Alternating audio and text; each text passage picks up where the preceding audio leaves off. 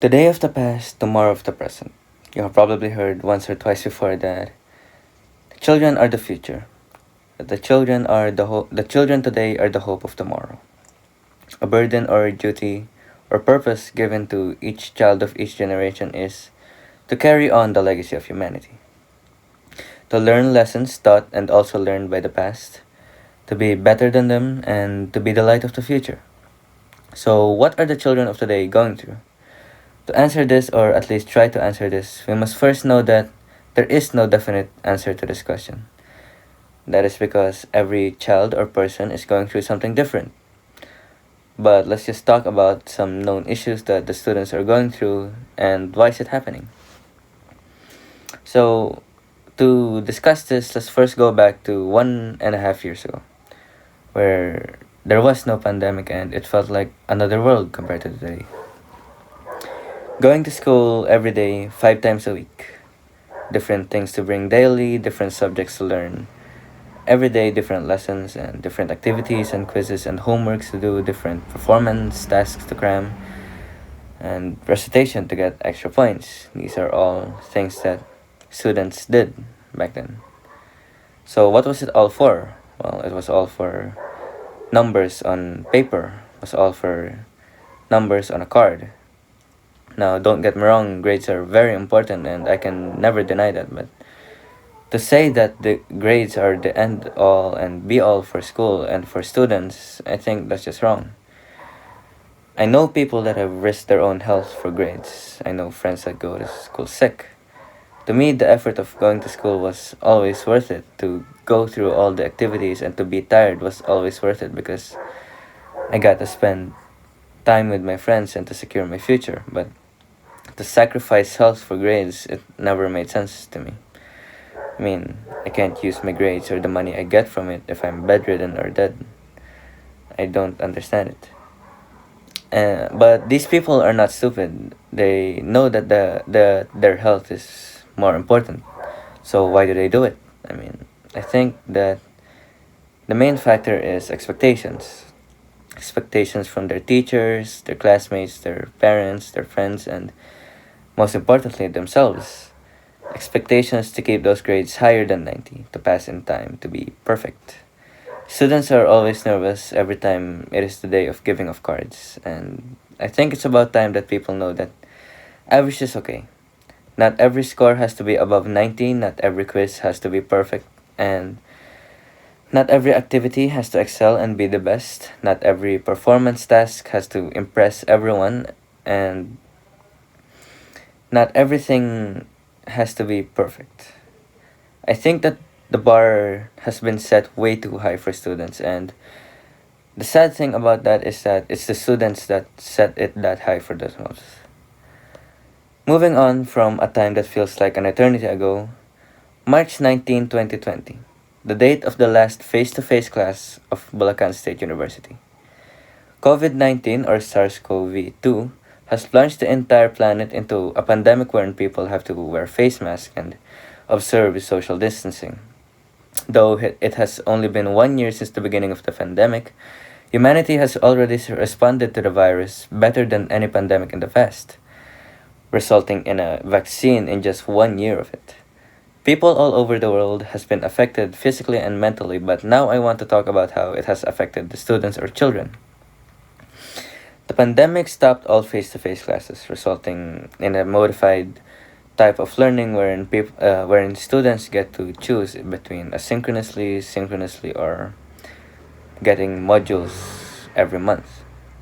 So how has it affected students?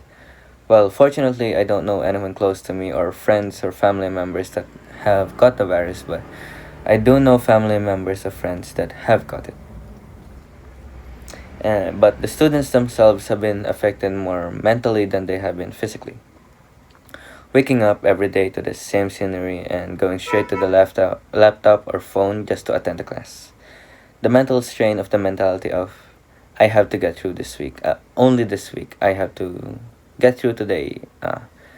The mental strain of thinking everything will be okay once you get through this week.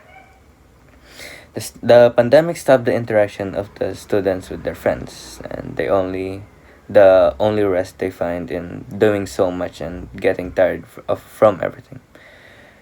I think the only time they get together is in meets or when they play together. Going day by day like tomorrow is the same as yesterday is so mentally tiring, and this is shown when there are students that drop out because of it, and there are students that even pass away because of it. Every activity given to each student is just a battle against time and themselves to pass it on time and to make it perfect.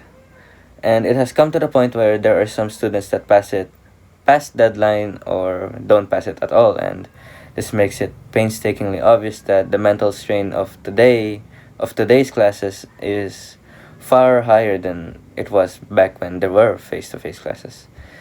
But the problem with this is the expectations are the same, and sometimes it's even higher.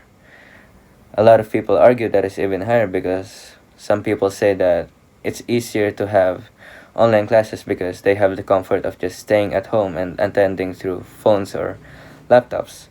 And people say that it's easier. But how about the children that don't feel safe at their homes, that don't feel like their home is their home, that the house they live in is not their home, or the people that can't live without interaction with other people? I think that it's time that our expectations are also changed. Again, people are allowed to fail. People are not perfect and they will get tired and fail, and that is okay. It is time to learn that it's okay to fail and get tired. So the people of the past and present have created ideas and technologies that allowed us to expand our knowledge. These ideas and technologies were expanded from other thoughts and ideas that were given by our ancestors and their ancestors, and they just built onto it. Technologies that were created and discovered that allows us to go to other planets or our moon and to discover things that we never even knew existed and observe things that we never knew could be possible. It all resulted in a trial and error. It all resulted in our great ancestors in failing, but failing and having the drive to try again. They fail and try again. All these theories, technologies, and ideas all came from a lot of people failing, a lot of people being different, trying other things that other people would think were crazy, were insane, but was just amazing. This all resulted in people trying things out of the ordinary and thinking of extraordinary ideas that allowed us to be what we are today. So, am I saying that we have to be different? We have to create technologies, we have to create researches and ideas and theories that change the world as we know it? Well, no. What I'm saying is it's okay to fail. It's okay not to succeed the first time as long as you try after. Our ancestors and those before us in the past, they were so amazing and created all these ideas and technologies that seemed like magic back then. And they all failed. They were all flawed and they were all imperfect, and they just kept trying again. So, what I'm saying is that we as a species grew and became what we are today through trial and error, through failing, through trying again.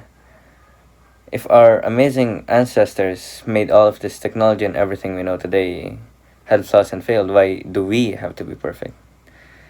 We've come so far and done so much, such